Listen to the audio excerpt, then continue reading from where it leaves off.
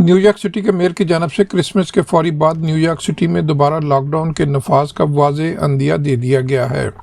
Daily press briefing के दौरान mayor का कहना था कि हम न्यूयॉर्क सिटी के हुकाम के साथ मिलकर हतमी फैसला करेंगे। I don't like restrictions. None of us likes restrictions, but I think we need them sooner rather than later. So we'll keep working with the state. They make the final decision. But I think it's something that has to be put into effect soon based on the very consistent information we're seeing. And certainly right after Christmas is a natural moment when the world kind of slows down a little bit. Mayor का मजीद कहना था कि city में हस्पतालों में मरीजों की आमद और कोरोना वायरस के रिपोर्ट होने वाले केसों की तादाद में रोज़ाना इजाफा हो रहा है। उनका मजीद कहना था कि हेल्थ केयर हुकाम सूरत हाल पर नज़र रखे हुए हैं और केसों की तादाद में इजाफा बाइस तशवीश है।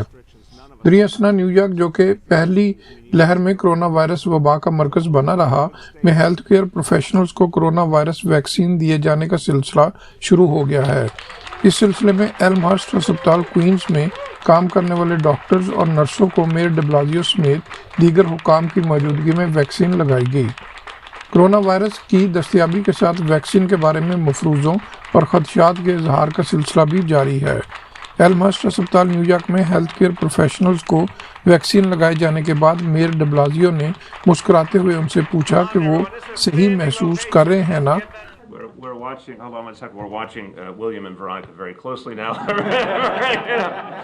Any side effects so far? No, you're doing good. They're both.